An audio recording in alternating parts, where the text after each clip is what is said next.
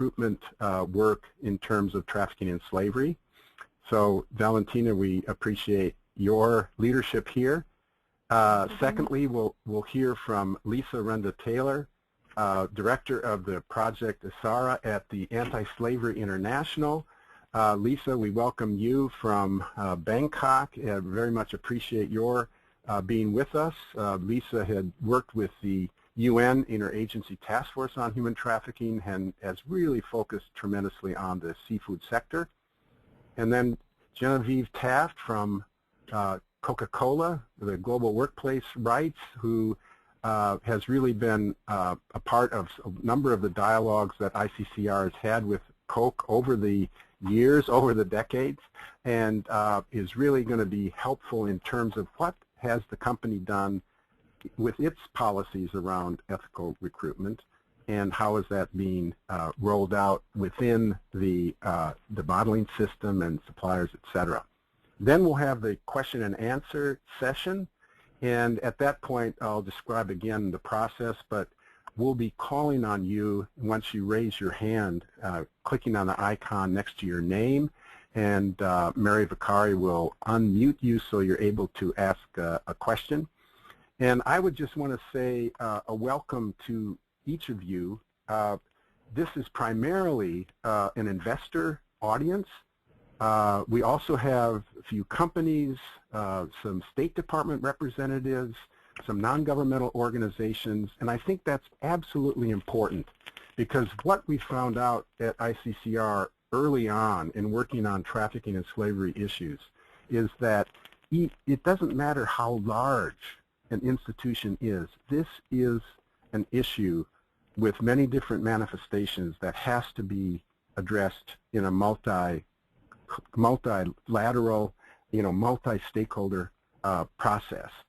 So to have companies, to have non-governmental organizations, to have government, international institutions is really, really critical as we face the challenge of how do we address issues related to labor trafficking, sex trafficking in all the various contexts, including the U.S., including areas like Thailand where there are huge challenges. So we thank you for being with us. It's really exciting to have such a great panel. And this will be recorded. We will be sending you the slides and the link to the recording. So we hope that that can be utilized by you as you reach out to your networks. So Valentina, let's begin. Thank you, David, so much. Could you move to the next slide, please, Mary? Thank you. So first of all, I would like to introduce the No Fees Initiative here at ICCR and really set a framework for the discussion today. I would like to begin by talking a little bit about the program. So the No Fees Initiative has been launched just this year in January of 2014 with the help of a grant from Humanity United. And it's created to really lead the companies to create robust management systems to ensure that workers in their immediate and what is very important, extended supply chains are not forced to pay for employment. So the goal here is really to promote ethical recruitment in palm oil and seafood sectors. Those are the two sectors that we selected initially, and eventually we would like to scale up to the 50+ companies that are already engaged by ICCR members on human rights issues, human trafficking, including companies in the electronics, apparel, and the extractive sectors. But for now, we are working on palm oil and seafood supply chains almost exclusively, while having also the dialogues with some companies outside of those two supply chains. So No Fees Initiative really builds on decades of productive ICCR corporate engagements on human rights and supply chain issues, and amplifies the years of ICCR member-led engagements with food and beverage companies on sustainable sourcing, production, and labor practices for palm oil and seafood. And we continue to have productive dialogues with the investors, and the goal of this webinar is really to expand our reach and reach out to those investors that we have not previously been engaged with, including international investors. Could we move to the next slide, please? Thank you. So really to set the framework for today's discussion, we would like to introduce you to just a few statistics about labor migration provided by ILO, and these are quite recent. So today there are an estimated 232 million migrant workers in the world, representing 3.1% of the global population. This number, of course, is an underestimation because the majority of migrant workers largely are undocumented, and there is really not a very well-organized process to really control global migration, especially the one that is consisted of unregistered migrants. So most of it is really concealed from the eyes and is not available as a source of a really reliable information. So we estimate that the numbers are much larger. 48% of all international migrants at the moment are women. That's an estimation that are increasingly migrating for work. Most international migration today is related to seeking employment. More than 90% of all international migrants are workers and their families. At the moment, the world's largest corridor of international migration is between the United States and Mexico. And it is estimated that 1 in 8 migrants are between the ages of 15 and 24, so these are very young people. Could we move to the next slide? Yes, so the central issue really here is the migrant labor. And migrant labor that is subject to the most egregious human rights violations. This map from 2007, and I was trying to look for something more interactive, shows the kind of a pattern in the global migration. You can see that United States is clearly a very large player in that, and so are some of the other countries. We can see that there are many migrants migrating in the Asian South Pacific, and that's really the topic of our conversation today. We can see here also that United States, even though it's a large player, today our conversation will be focused on more egregious human rights violations that are happening in some of the global supply chains, and primarily where the low-skill, low-wage labor dominates that issue. And that happens in around the Asia Pacific, in the tropical countries that are a particular focus of our supply chains in palm oil and seafood. Can we move to the next slide, please? Yes, so the most vulnerable supply chains have already received quite some attention in the media in the recent years, starting with reports dating back to 2012 about violations on shipping vessels in Thailand. Seems to be a frequently featured country here. So Bloomberg, CNN, The Guardian are some of the examples that presented recent stories on violations in the global supply chains around slave labor, human trafficking that happens on fishing boats mostly. And this is really setting our conversation for the talk about the labor brokers that charge fees that indebt the workers to work on those vessels and the supply chains without any rights, really. So here's the quote from one of the recent stories that features workers from Burma and Cambodia, and the story of how they have been enslaved through the work of the labor brokers, pretty much. These are some of the few stories, and there are also various reports coming from some of our partners like EGF, Environmental Justice Foundation, recently, that also showcases stories of workers that have not just been enslaved but also witnessed murder. So these are very present issues that are happening in global supply chains, and the goal of our initiative is really to raise the awareness of what's happening in those supply chains, and also create a framework and a set of tools for the companies and investors to address this issue in the supply chains and extended supply chains of the companies that are involved in any kind of business with these supply chains. Next slide, please.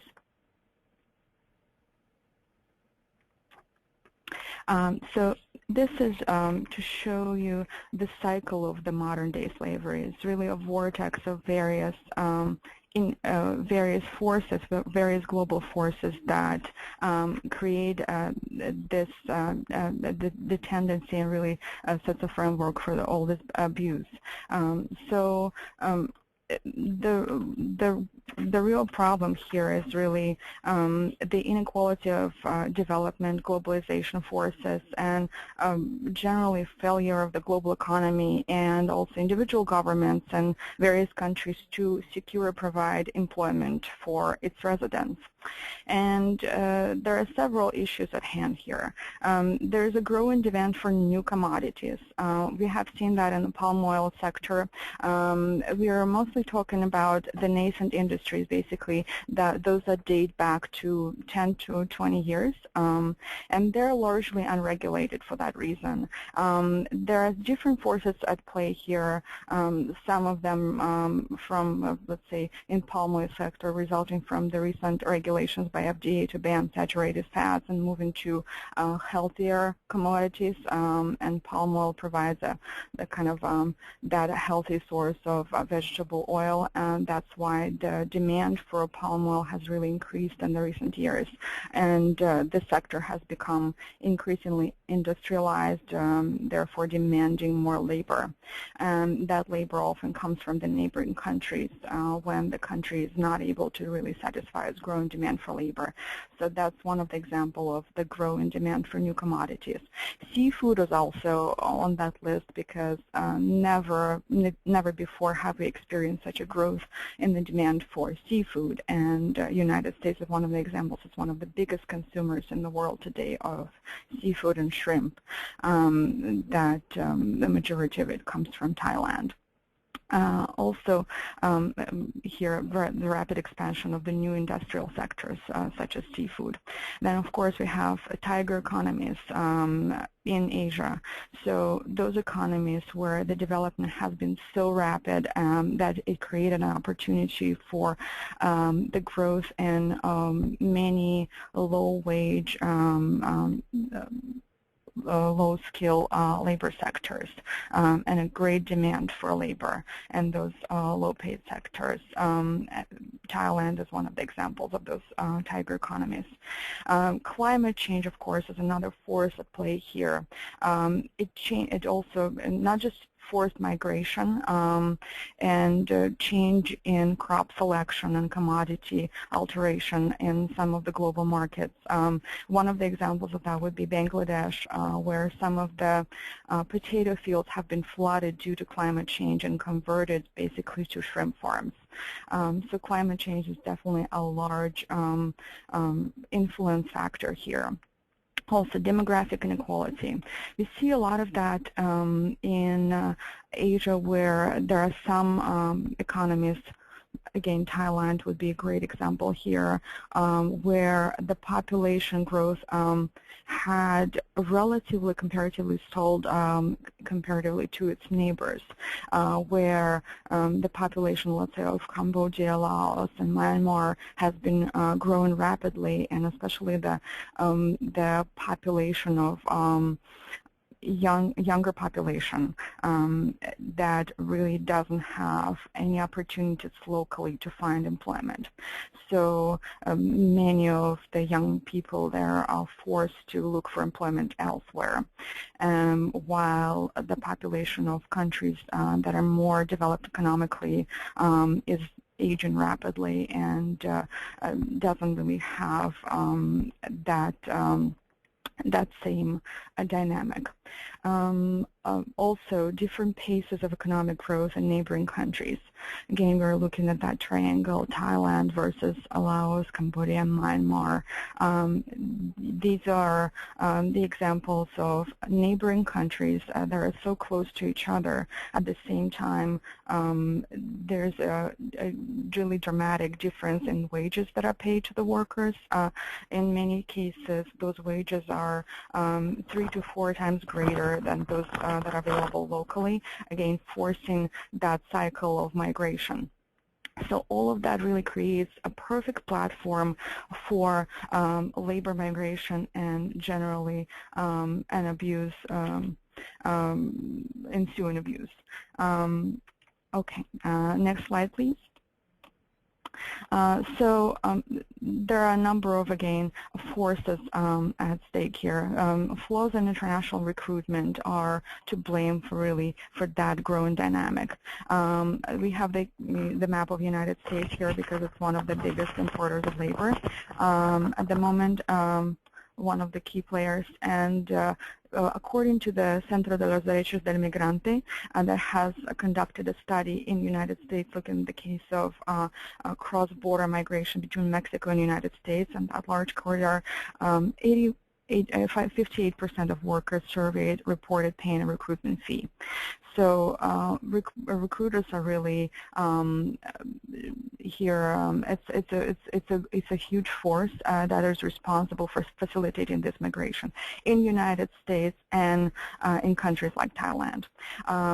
Fraud is to blame for 1 in 10 workers reporting paying for a job that it did not exist. It's a huge issue also. And then, of course, debt. 47% of workers surveyed reported that they had to take a loan to repay employment expenses. Next slide, please. So to address that, the current policy framework that we have here is the ILO Conventions 181 and 188. Also, the President Obama Executive Order from 2012 aimed to strengthen and protect against trafficking in persons and federal contracts. Also, very recently, in June of 2004, there has been a 103rd session in Geneva by ILO securing a provisional record 9B. Those are recommendations on supplementary measures for the effective suppression of forced labor. This is something that we hope will promote the next steps and really provide a framework for the companies and investors to address this issue in their global supply chains. Those are very good recommendations. And of course, the recent developments, the U.S. State Department has just downgraded Thailand to Tier 3, which we hope would also strengthen this work and promote additional action. Next slide, please. ICCR, we work with companies and with the investors, and the 3 pillars around which our work is focused is the new language on ethical recruitment. What we hope to integrate in the company policies are the 3 pillars, and those focus on creation of a really robust policy that would allow would prohibit all fees charged to the workers and would make companies responsible for covering those fees. So the company and its sub-suppliers and subcontractors shall ensure that no fees or costs have been charged directly or indirectly, in whole or in part, to job seekers and workers for their services directly related to recruitment for temporary or permanent job placement, including when using services of private recruitment, labor brokers, or employment agents for performing recruitment activities directly. Of course, then, workers shall receive a written contract in their language stating in a truthful and clear manner their rights and responsibilities.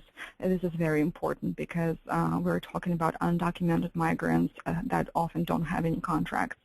And of course, employers should not rely on any documents that demand monetary deposits or other collateral as a condition of employment. Workers are not subjected to withholding of wages, identification cards, passports, or other travel documents or other personal belongings without their consent.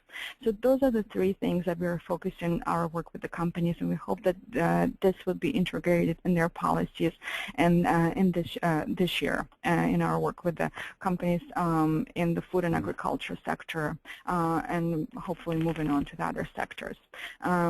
So now we would like to move our presentation to the next panelist. Yes, well, thank you so much, Valentina. That was tremendous. And Lisa, we look forward to hearing your presentation. So the floor is yours. Thanks very much, David and Valentina, and to ICCR for inviting me to dial in here from Bangkok, Thailand. I'm just going to spend a couple of minutes introducing Project Itsura. It's an anti-trafficking program that essentially was recently expanded to be a public-private sector alliance to address human trafficking within the Southeast Asian supply chains. And for the purposes of this discussion, I'll be focusing on the Thai seafood industry since that's what everybody's talking about these days. Next slide, please.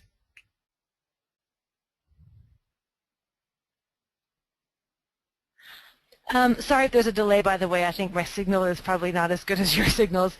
So Project Itsura is, as it says here, it's a groundbreaking alliance of private sector, government, and NGO partners who have joined forces essentially to work towards eliminating human trafficking from export-oriented supply chains. So, I mean, essentially our history is that we were a group of anti-trafficking folks.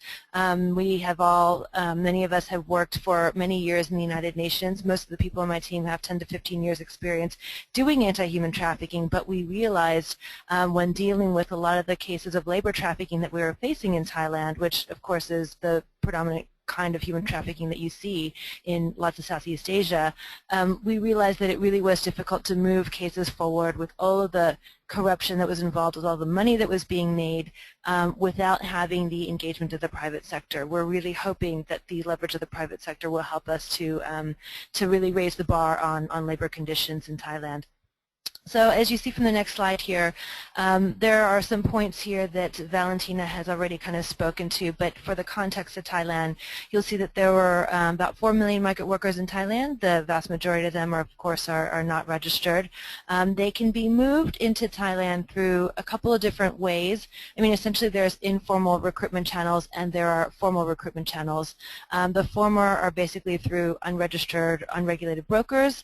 The latter through formal labor recruitment agencies, which essentially are government-to-government channels. The important thing that we see in Thailand, though, particularly between Thailand and Burma, but also with Cambodia and Laos, is that there can even be human trafficking through the formal government-to-government channels. And there can be, movement of people from, a source country into Thailand through the government-to-government channels, and then recruitment right out of that workplace onto fishing boats. So we have seen all of these different patterns. So it's sometimes not as straightforward as let's just go through a formal, registered recruitment agency and everything will be okay. That's it. We have to keep be a little bit more vigilant than that. So when we talk about the brokers here, I'm talking about it could be informal brokers or it may be formal brokers that are working in recruitment agencies. But they do, of course, have the power to control worker documents, which, of course, control freedom of movement to the workers, pay deductions. And this is very important because sometimes the workers do not understand under the Thai Labor Protection Act what is a fair deduction. There are legal and illegal deductions. There are excessive deductions under the law. The law does, it explains all of these things. But if the worker's not aware of it, it's really easy to abuse that lack of knowledge. And of course, there's fees for transportation and recruitment. They may be real fees. They may be arbitrary fees. We have interviewed so many different victims of trafficking onto fishing boats, and they have said that they basically ended up on the fishing boat being told that they owed, 25,000 baht, $600 or $700, which is a lot of money to a Burmese migrant worker. But what could possibly add up to be that? And then, of course, the final point is that workers cannot easily change employers since the process requires your current employer to sign off for you to leave, which really does not happen, or if it does for quite a price. Next slide, please.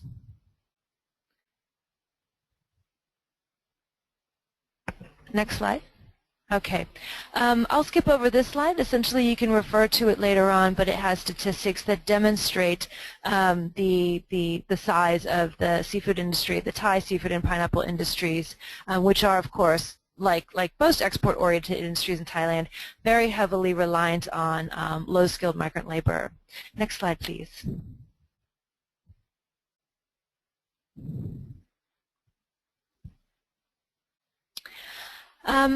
So I've spoken to this a bit already, but if you could use this as a reference, subcontracting and recruitment of Burmese, Cambodian, and Lao labor into Thailand is particularly challenging in the offshore fishing industry, of course. not only because the workers are at sea, the people are at sea, but it's also difficult to establish chain of custody for the upstream supply chain. So not only is it difficult to know and regulate the workers on the boats, but if there is trafficking onto certain fishing boats, it's hard to know whether the products that you're purchasing are coming off of those boats or not. And I think that this is essentially the crux of the challenge that we all face on the ground, those of us who are trying to work to identify the trafficking risks within the Thai fisheries industry for the private sector partners who are interested in knowing, in increasing their visibility of their own supply chain. Next slide, please.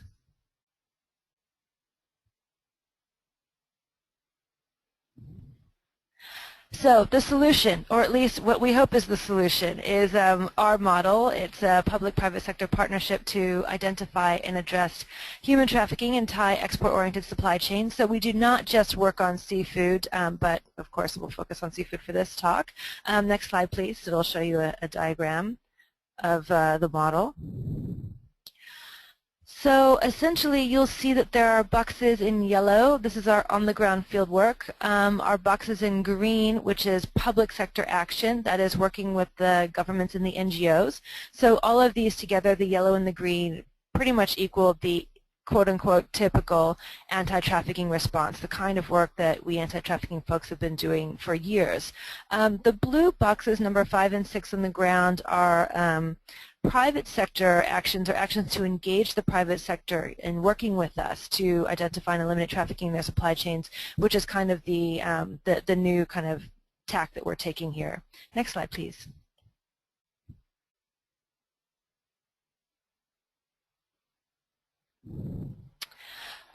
So this slide essentially describes our on-the-ground field work, and for those of you folks who are anti-trafficking responders or programmers or policymakers, you're very familiar with this kind of work. But over the years, in for a lot of the folks on my team, we all kind of worked in the UN for many years, and what we've sort of found over the years is that this is the stuff that works, that is cost-effective, that yields results that are measurable. Essentially, it's a combination, it's sort of a package of 3 things. Our team are mostly actually they're Burmese, they're Lao, Thai speakers, and so on, and migrant worker outreach and education has always been very important. So having the connections with the migrant communities and the trust of the migrant communities and being able to work with the community so that there is a two-way street of information going back and forth, us, trying to convey updated, the policies, the trends, what's going on, within Thailand, what is the new way or the process to get registered, how much should it cost, what are the safe ways to do it, what are the tricks of the traffickers these days. And then the other way around, we have the workers who call into our item number 2, our multilingual hotline, sometimes providing information. What are the, movements of the different brokers in their area, registering cases of abuses, requests for assistance, these kinds of things.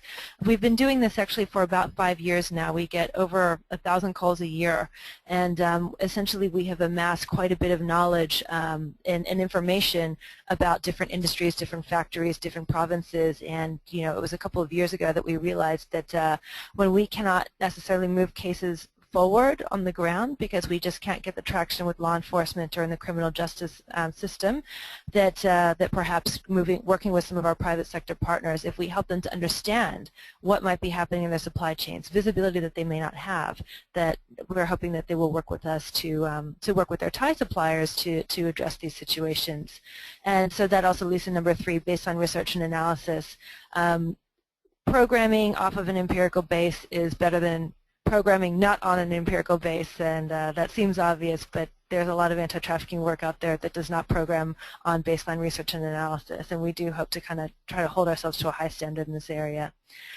So essentially for us, for our just this kind of anti-trafficking bread and butter work, we are reaching hundreds of callers a month. We're sharing information, we're getting information, we're reaching out, we're educating. Next slide, please.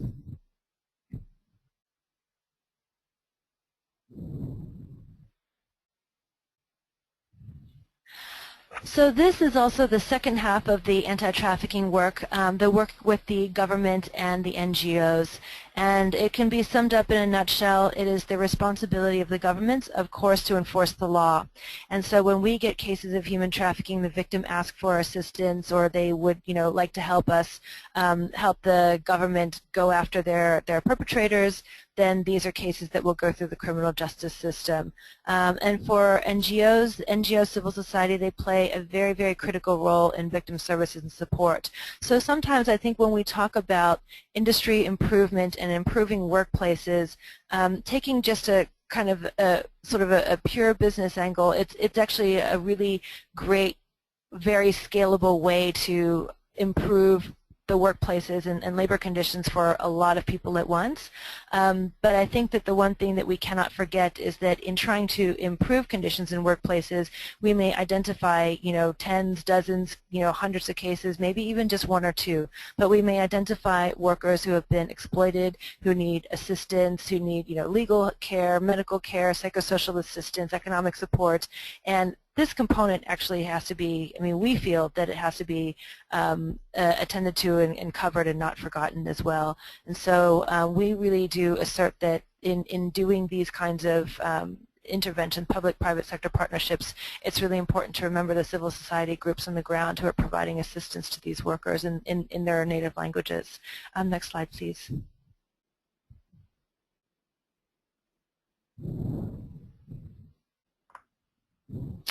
And so this is the final and the most this is the critical issue that we're talking about today, is bringing about private sector action.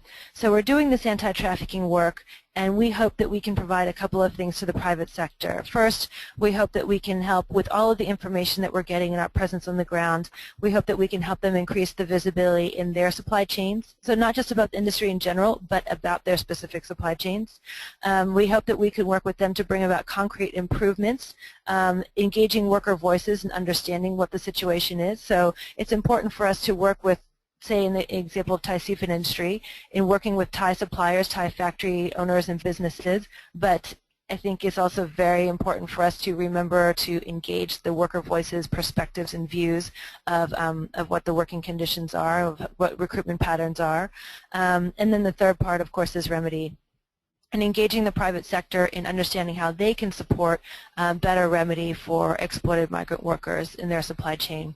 So we have been working over the past, we actually just launched Project Itsura 6 months ago, but we've been working to engage mostly global brands and retailers. We've been focusing a lot on retailers and seafood importers recently in order to join our program and to work with us to examine their supply chains, to engage the Thai suppliers in their supply chains to join our program, to open their doors to us, for us to work together to look at the trafficking risk within their workplace and within their human resource practices, and to come up with some concrete improvements or alternatives that may or may not have been available or thought of before. So, so this could be anything from, looking at their recruitment patterns, looking at, labor conditions, looking at the way, documentation is handled, whether contracts are issued in languages, what the pay slips look like. And with all of this, it's always the balance of working with the businesses and also working with the workers, worker representatives, and the community as well. We hope in this way we will be able to, we think that engaging the private sector is actually a very positive thing, because, as I mentioned before, it has been really difficult to move cases through the courts with just working with the typical government NGO response. And we feel that there's a potential to have a direct and very positive impact on the lives of many thousands of workers in participating factories. And in working with participating factories, we think that there's also potential to have knock-on effects to other factories in the same industry, employing thousands more workers. So we really do hope that we can engage in the future more buyers, brands, retailers to encourage them, to be able to work with us to have greater visibility in their supply chains, and empower them to be able to, make sound decisions, enforcing their zero-tolerance policies on forced labor and trafficking. And for us on the ground, we want to be the folks, the partners, working with them as kind of a credible third-party partner in, engaging the worker communities that they may want to engage in understanding, what the labor conditions are and the recruitment patterns are in their supply chains, and working to make them more ethical. I think there's one more slide, but I think that this pretty much covers it. So thanks for your time for now, and I'll be happy to, of course, address questions during the Q&A. Thank you. Boy, Lisa, thank you so much. And Mary, if you could move the slides to Genevieve's presentation. Lisa, it's so important, especially as you look at the interaction with global brands and retailers, and so many of the audience today is investors and the role that investors can play. So it's really good to get that information, and we'll continue to reach out as you're developing that program, which really has a solid foundation and a lot of experience that we can really benefit from a close relationship. So Genevieve Taft, we're glad that you're here. One quick word, Genevieve is in the global workplace program of Coca-Cola Company. In January, ICCR issued a statement publicly commending the company for adopting issues related to responsible recruitment, no fees, written contracts, document retention, etc. And Genevieve has been tasked by the company to really take those policies and then integrate them into the various protocols, audit, etc. So Genevieve, glad that you're here, and let's begin. Great, thank you. And thank you to ICCR for putting this webinar together. I've definitely learned a lot myself just listening so far.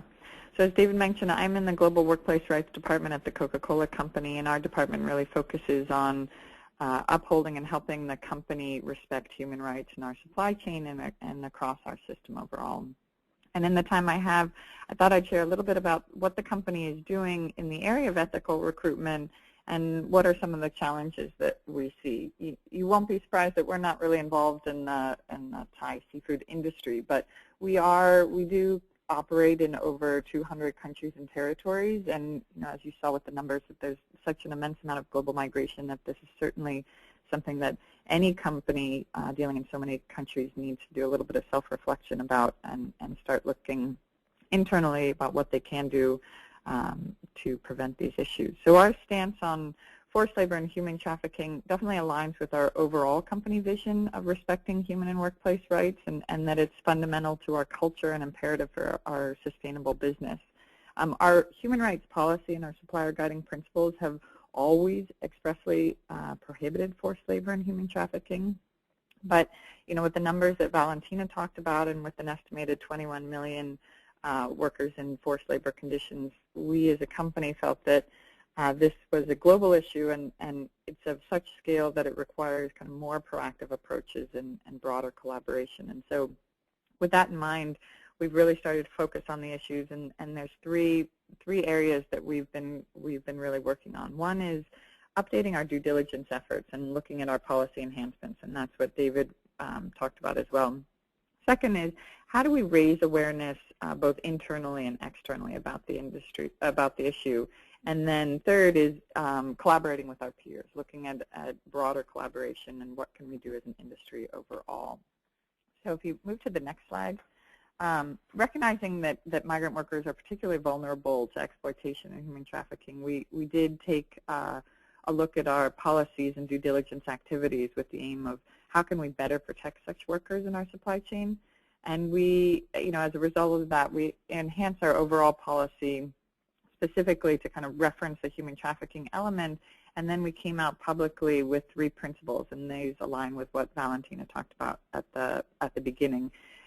Around employment terms are understood prior to employment. That's really important. That there's no fees paid by worker, and that will include anything regarding recruitment and ongoing employment. So, sometimes transportation to and from becomes an issue, and we don't want the worker to be bearing those costs.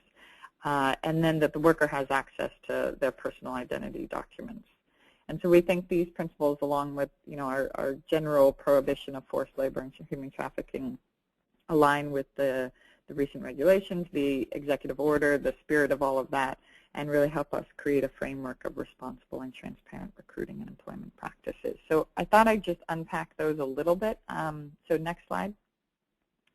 So when we look at employment terms and what that means, it's really trying to make sure that the terms are shared with the employee prior to employment, so that they are aware of their rights and responsibilities, that this is a voluntary employment relationship, and we really want to spell out some of the terms so that they're aware of what does the wage look like, what does overtime wages look like, what is overtime going to look like, what are the maximum number of overtime, so that they're just aware of what situation they're going to get into.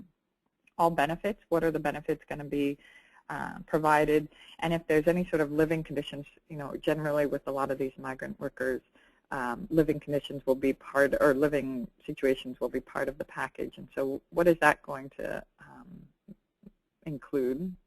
And then also really focusing on what does it look like with the visa and the sponsorship? How do you terminate your employment exiting the country? So just making sure that people are aware of the situation that they're getting into. Okay, next one. Next slide, please.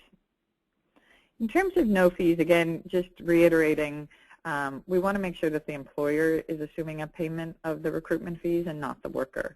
And furthermore, that facilities should take reasonable steps to ensure that they're working with brokers or recruitment agencies that are legitimate, that there's a written agreement with those agencies that this is what our expectation of the recruitment practices are, that there's no fees involved. So it's all kind of written out and agreed to in advance. And again, as I mentioned, that all the fees, it's not just the recruitment fee, it's travel expenses and things like that, visa expenses as well. Next slide. Okay, access to documents. So here, we just want to make sure that facilities enable employees to have full control over his or her passport and similar documentation. And there's definitely different ways that you can address this issue, and I'm sure it's going to be different for somebody in the seafood industry versus in a facility. But basically, any solution needs to make sure that the employee has access and control over his or her passport so as not to impede their freedom of movement. And it's definitely not acceptable for any employee to sign anything forfeiting their access to such personal documentation. So as David mentioned, we're kind of in the process of building these into our audit protocol. We've kind of gone through the first iteration, and we're currently conducting auditor trainings around the world. So we did one in London last month. We're doing one in Los Angeles next month to kind of make them aware of these expectations and build their brain in as to what are we hoping for, how do we make sure that we're actually monitoring to this. And each year we conduct over 2,000 third-party audits. So this is something that Lisa had mentioned, this kind of external verification of workplaces. And so this is something that's built into our program. And we do a number of third-party audits, over 2,000 each year at the company sites, but also at franchise bottlers and our supply chains to really ensure that we're meeting and achieving compliance with our workplace and human rights policies. And to date, since we've started the program, we've conducted about 17,000 such audits. Perfect. Next slide. So when we think about the other issues around raising awareness and industry engagement, we think that we as a company can have an important role in terms of raising awareness with our peer companies, our employees, with our customers, consumers. Some examples of that is last year we hosted a conference that brought together over 100 representatives from businesses, investors, NGOs, international groups, academics, civil societies to explore the issues of human trafficking. We've also taken steps to educate our own employees. So again, last year we organized a few learning sessions for employees, where one was that we had the former mayor of Atlanta moderate a panel, which included our department, an NGO representative, a government representative, to just talk about human trafficking. And in companies, sometimes these sessions are put on and with good intent, but it's not clear that people are really that interested. I will say this session was standing room only, which I think indicated that people really care about this issue, and our hope is that the more that we can kind of educate people, our own employees and others about and make them aware of the issue, that the more they're going to bring it into their own work, and we can have a better chance at kind of making an impact overall. In terms of industry engagement, we are a founding member of the Global Business Coalition Against Human Trafficking, GBCAT, which is a group of global corporations that recognize kind of the critical role that we can play collectively in ending human trafficking. And by engaging with our peers on the issue, we're hoping that we're going to raise awareness, not just with those members of GBCAT, but in the broader business community. We're also members of a group called AIM Progress, which is a group of 37 fast-moving consumer goods companies, which is long-term, but basically just means, the Pepsis, the Unilever, Nestle's, all of those. And one of the things that we do together is conduct supplier trainings. And we've done probably about 20 of these to date. We're doing another one in India in a couple weeks. And in September of last year, we hosted one in Dubai with 5 of our peer companies. And that one, because of the area and the real issue of migrant workers there, is that we had a special focus on migrant labor, and it was really an opportunity for us. We had about 150 supplier representatives there for us to kind of talk through these commitments that we were planning to make and get their sense on how we could start to implement it. So that's another way we kind of work collectively. So with that as some of the context, I think you'll see that we have these three-pronged strategy, if you will, of kind of looking at our own policy and due diligence measures, working with our peers on industry engagement, and then raising awareness internally and externally. So in terms of opportunities, I just, I mentioned that we conduct about 2,000 independent audits each year, and we're currently in the process of building this new recruitment practices into our audit protocol. And we're building out these train-the-trainer sessions with the audit firms.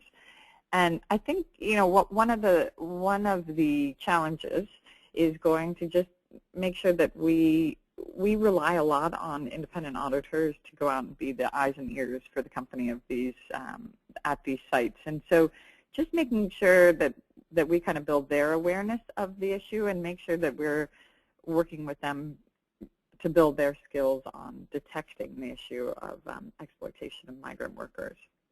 I think another challenge is going to be monitoring what goes on outside the 4 walls of the supplier. So, we've put together some of these top-down checkpoints, if you will. So, we want to make sure that the supplier itself is not withholding passports or there's no fees.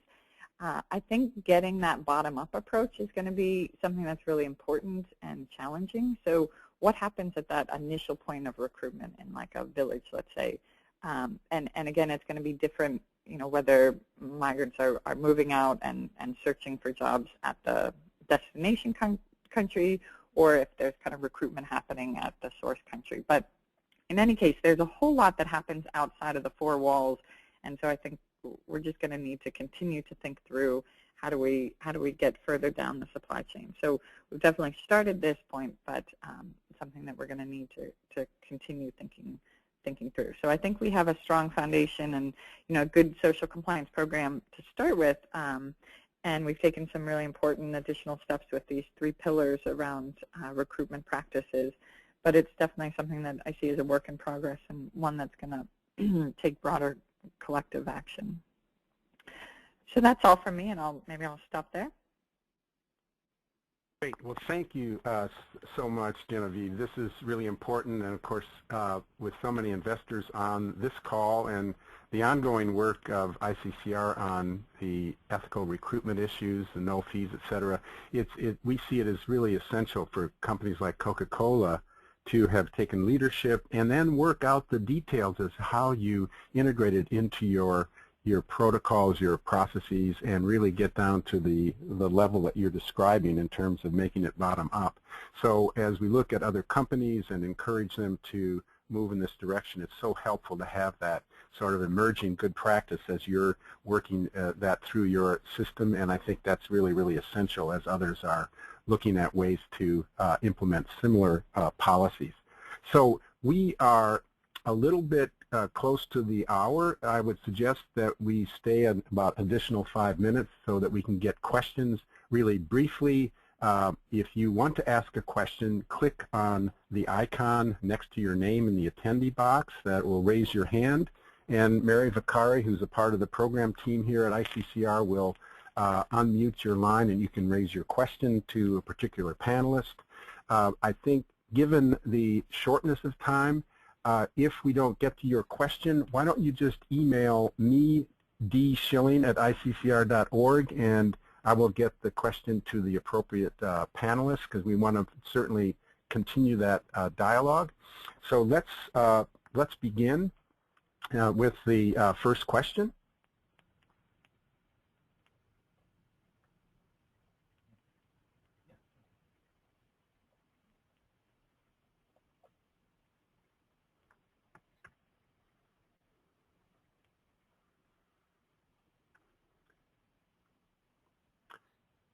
So Lisa, Okay. could you? I'm sorry. Yeah, go ahead. David, we have a question. Jackie Dutchman has her hand raised, and I'll unmute. Go ahead. And give your name and organization. Great. Can you guys hear me? Yes. Perfect. Thank you so much to all presenters. It was very informative, very interesting. My name is Jackie Dutchman. I'm the food, beverage, and retail analyst at MSCI in our ESG research group. And we definitely are looking very closely into supply chain labor issues and sourcing of different raw materials, seafood being one of them. So my question was directed, I guess, mostly to the speaker from Project Itsura, but also this is open to any of the panelists. But I'm just curious, I mean, we've read a lot about the slavery or slave-like conditions in the Thai seafood supply chain, and I know today New Zealand just passed the amendment to their fisheries bill outlawing slave-like conditions. But I'm just curious, are we seeing these issues come up anywhere else besides New Zealand and Thailand? Thanks, Jackie, for your question. Yeah, I mean, among my colleagues that work on trafficking in the fishing industry, I think that the way that we basically see it is that the nature of the fishing industry makes it inherently, I mean, vulnerable to exploitation. You have, inherently dangerous work out on the high seas. You have the isolation that comes with being, out in the high seas. Captains of fishing boats, it's pretty common for them to be armed and for them to have to, control a group of people, from their minds anyway, that may have, a variety of different, challenges, different, cultural clashes, personality issues, all these kinds of things come up on a boat, and it's not in a very easy to reach, easy to audit workplace. So, I mean, I have some colleagues who have worked on the fishing industry in, the Ukraine and Russia.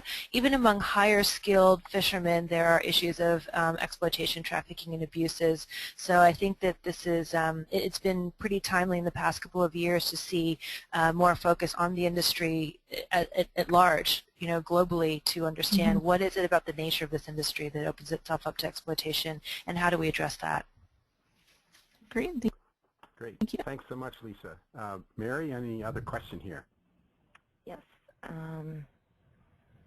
See, we have a question from Claire Maloney. I'll unmute you. So name and organization. Claire, it looks like you need to put in your audio pin in order for us to hear you. Okay, can we come back to her? Is there another question? Yes, let's see here. Sonia, please go ahead. Yes, thank you. This is Sonia Denzel. I work in the Trafficking in Persons Office at the State Department. Thank you all and for this presentation. And I met Lisa several years ago back in Bangkok. I see that we're all continuing to work on this issue. We've been working on trafficking programs for many years now, all of us. So it's great to see that collective effort come together. My question is really for ICCR. And to see this is a hugely broad subject, obviously, and we've only had a chance to hear from a couple of participants and the efforts. I was wondering how ICCR is proposing to bring and help link up some of these efforts in the future, and what the plan is there to really bring about help bring about the no fee, since it is really a multi stakeholders issue where everyone needs to be involved. So many angles to cover. Thank you. Great. Sonia, thanks so much for your question. Valentina, do you want to start? Sure. Well, first of all, we are working with investors and companies in not just initiating discussion, but moving the discussion forward in terms of not just policy, but also steps for the implementation. As I mentioned, that we are planning to branch out beyond the food and agriculture to other industries. And also we are organizing a roundtable, hopefully with the representatives of the companies, NGOs, and basically a multi-stakeholder coalition that will take place in December. So these are some of our efforts for now. Also, I'm anticipating a research trip to Thailand actually at the end of the month. So that will bring about more efforts with us partnering with some of our NGOs and organizations like Project Itsura. Great. Thanks so much, Valentina. And Sonia, thanks for your question. And obviously, the JTIP program at the U.S. State Department is so critical, and we will continue to work with you and your colleagues as we work together to move this forward, because obviously it's not something we do in a day or a week or a month, but long-term planning and the importance of working together is absolutely critical. So Val, do we have another question that we can get to here, Mary? Yes, we have two. Let's see if we can hear from Claire now. Thank you.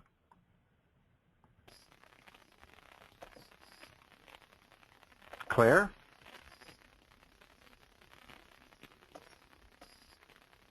All right, looks like maybe she's No self-muted. We can go to Frank Sherman. Good morning. Can you hear me? Yes, Frank? Hey, good morning. Just a quick question, I guess, for Lisa.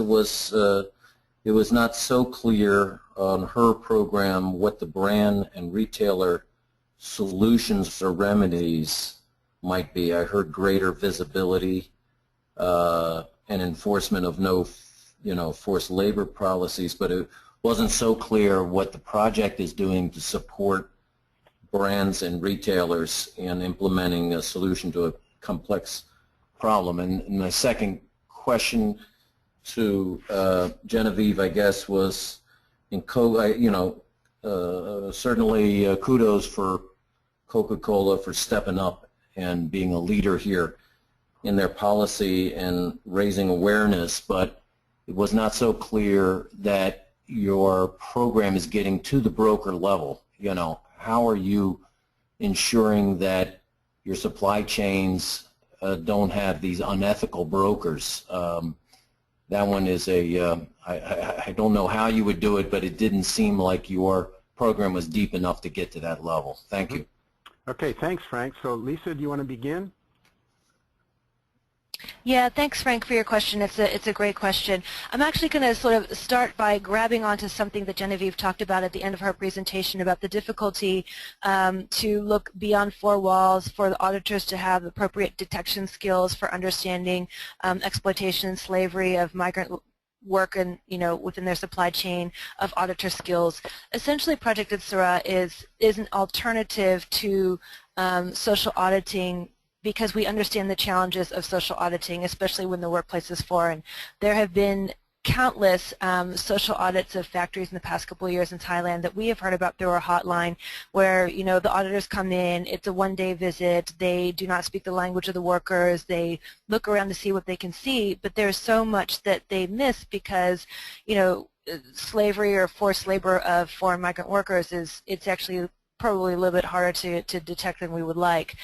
So what our project does is, in signing on brands and retailers, we say, okay, step one, could you please talk with the Thai suppliers in your supply chain and encourage them to open their doors to us. What that basically means is we have a team not in addition to running the hotline, doing all the worker-facing work, we also have a business-facing work, and so we have a team that will, go into the facility. It will work with the management and the human resource team. It will essentially do not an audit, but it's like an assessment of human trafficking risk. It'll go through all the key areas that you would expect. And then we come up with a report and an improvement plan. With this improvement plan, depending on sort of the level of engagement that we have with the brands and the retailers and the suppliers, we can either give them the improvement plan and say, look, here's our recommendation based on our sort of, independent view, or if we are a little bit more intensively engaged with them, we'll say, here's an improvement plan and we're going to work on it with you step by step, and then we'll come back around again and do a reassessment to see what improvements have been made. So we actually are kind of getting in there at the workplace level and essentially just sort of trying to bring to light what some of the different issues are. And when it comes to working with exploitative brokering practices, I think that you need this kind of level of engagement to be able to identify and address these issues. I hope that clarifies. If it doesn't, I'm happy to follow up, or you can send me an email if we're out of time. Great. That was great. Thank you. And then Genevieve? Yeah, so just to reiterate, I guess, a little bit what I said and Lisa mentioned as well, this is definitely that you're getting to a point that I think is really important. Is it's a long, potentially can be a long recruitment chain and employment chain, and so we've started, and we've to that end we've kind of put in place what we think is a good starting point around the recruitment practices that we can have control over through our contracts with suppliers. So we're asking them to make sure that they are bearing the cost of recruitment and employment placement, and we're asking them to have contracts with their recruitment agencies, with the brokers, that also indicates that there's no fees involved for the workers, and that the recruitment agencies, we're also looking at the fact that the recruitment agencies, what kind of due diligence do they do on the recruitment agencies to make sure that they're actually implementing this? We have already seen instances where unethical practices by the broker, where they will say, okay, yeah, we'll charge you, supplier, for the recruitment fees, but we're also going to go ahead and double dip, right? We're going to go charge the worker as well. And so it very much is building in practices between the relationship of us with the supplier, but then building that back into their supply chain. And this kind of passing it back through the supply chain is, I think, going to be really important in terms of getting deeper into the recruitment process and making sure that they're doing due diligence on their brokers as well. So again, it's a starting point, and I think we're going to learn. We're going to see where, what are some of the issues, what are some of the ways that we can kind of continue to build on this and make sure. But we don't necessarily think that we can have, we don't have kind of the means right now to be looking all the way down the chain. So we're starting here, and we're hoping that we can kind of build the capacity with our suppliers to kind of make sure that they have that relationship with the brokers and are building that into their agreements and plan with them as well. So I think that clarifies, but definitely let me know if it's more. Well, thanks so much. And Frank, thanks for the questions, because I think that helps us really try to get at the full system, and we're doing this step by step. So we have come to the end of the webinar. If any of you on the line have questions, email to me, and I'll get them, or Valentina will get them to the appropriate panelist. Thanks to Valentina and Lisa and Genevieve and Mary for this webinar. And thanks to each of you who have participated in the audience. We'll certainly be doing more webinars in the fall on this and other issues related to this important question. We will be emailing you the link to the webinar, the audio, and the slides, so please feel free to use that and circulate it into your networks. And we just look forward to working together and building this constituency For investors, it's very clear we have a corporate responsibility or an investor responsibility to respect human rights, and that includes especially on the trafficking and slavery issues, and we can continue to utilize our relationships with companies to really move forward this issue from a policy level, but also that hard work that you described, Genevieve and Lisa, on the ground to really make a difference in terms of turning back the tide of trafficking and slavery. So thanks to each of you, and hope the rest of your day goes well, and we will continue to return to this issue because it's so critical to, to all of us and to the humanity of the planet. Take care. Bye-bye.